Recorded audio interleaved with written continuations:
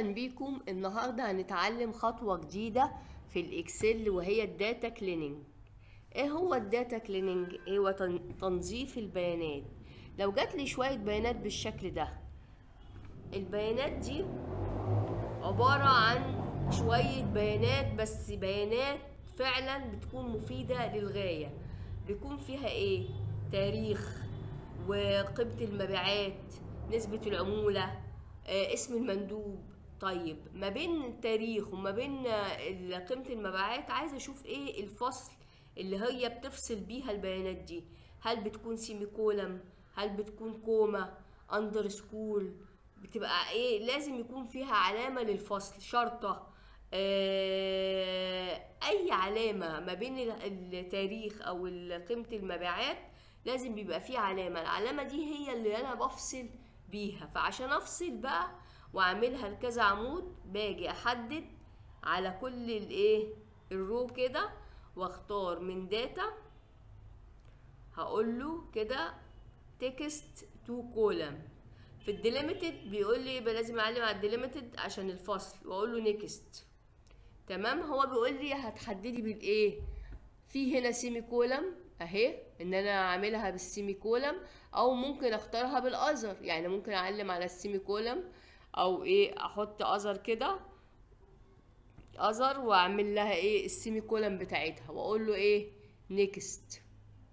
طب بيقول لي في الديستنيشن بتاعتي هنا، هو محددني، بيقول لي من مكان التحديد ابتدي افصل الاعمده. اقول له لا، مثلا انا عايزاك تفصل لي من هنا، احدد له الخليه، وبعد كده اقول له فينيش.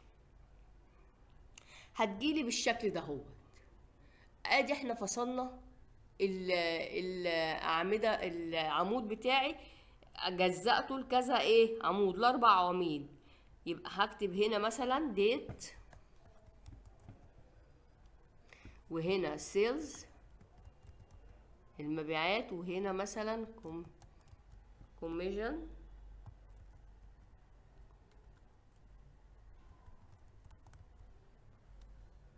المية، وهنا السيلز ايه، الريب سيلز بتاعتي، اسم المندوب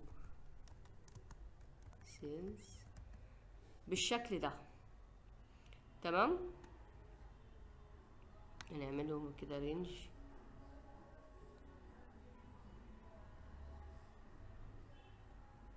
والبوردرز سيك بوردرز، وبعدين كده. تمام. وبولد مثلا،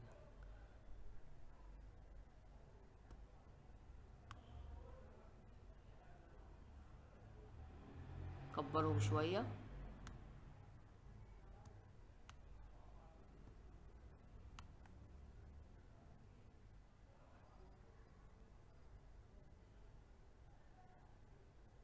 كده مثلا اهو، انا الايه عملت الجدول اهو، وقسمت من داتا جايالي غريبة بالشكل ده، نضفتها وجزأتها بالشكل ده. طيب لو انا عايزة بقى اعمل حاجة زيادة، واقول له كوميشن، اجيب النسبة بتاعت العمولة بتاعتي. اعملها ازاي؟ اجيب العمولة نفسها، اعملها ايه؟ بضرب المبيعات في نسبة العمولة. يعني اقول له مثلا الكوميشن،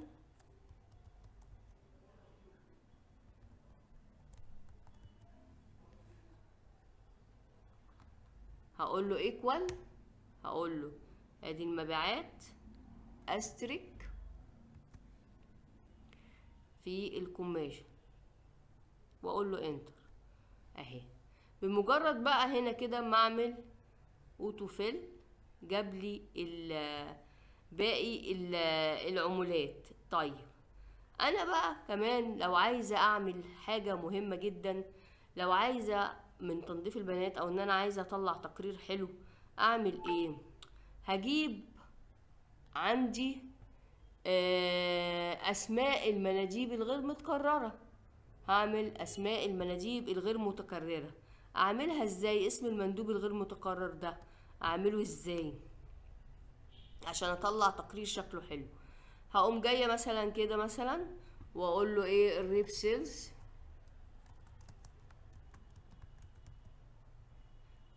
بقول له ايكوال، واقول له ايه دالة يونيك، يونيك اهي، وافتح قوس كده واحدد اسماء المناديب ايه عندي. هو هيجيب لي بس في اليونيك الحاجات الغير متكررة، واقفل القوس واقول له انتر.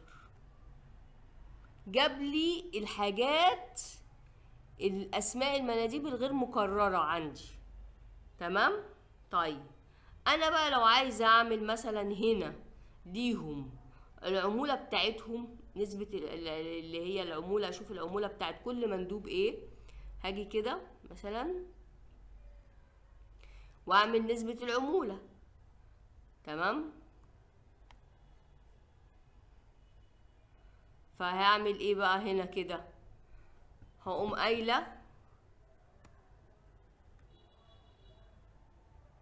equal، واعملها مثلا بالصم اف، صم اف، وافتح قوس واقول له ايه بقى، اعلم على كل الايه المناديب، اعلم على كل الايه المناديب. ماشي اهي، هعلم عليها كلها اهي، واضغط اف ايه 4. تمام. واعمل كوما، وبعد كده هعلم هنا في الكارتيريا بتاعتي على المندوب اللي انا عايزاه. تمام. واعمل كوما، وبعد كده هعلم على عمود الايه المبيعات بتاعي، او كنترول شيفت داون، ولازم اثبته باف 4، واقفل الايه القوس بتاعي واقول له انتر.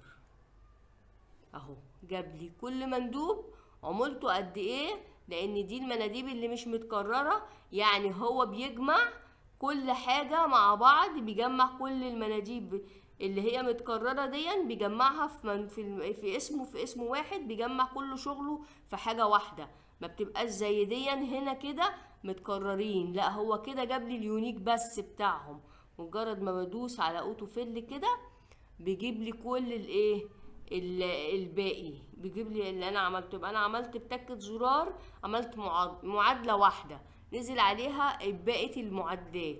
طيب انا لو عايزة باخدك اجيب ايه التوتال بتاعهم، اقول له توتال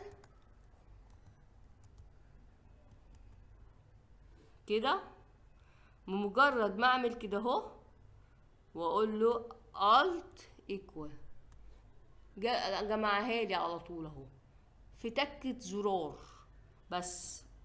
يبقى احنا عملنا من تنظيف بيانات، قسمنا تنظيف البيانات على كذا عمود، وطلعنا منه الكوميشن، وطلعنا الريب سيلز اللي هي الاسماء الغير متكرره للمناديب، وعملنا العمولات بتاعتهم قد ايه، ويعني طلعنا من الشريط من شيت الاكسل حاجه بعد ما نضفناها تقرير شكله يفتح النفس كده بالطريقه دي. فده اول جزء من داتا كليننج، ازاي انضف واقسم الاعمده بتاعتي.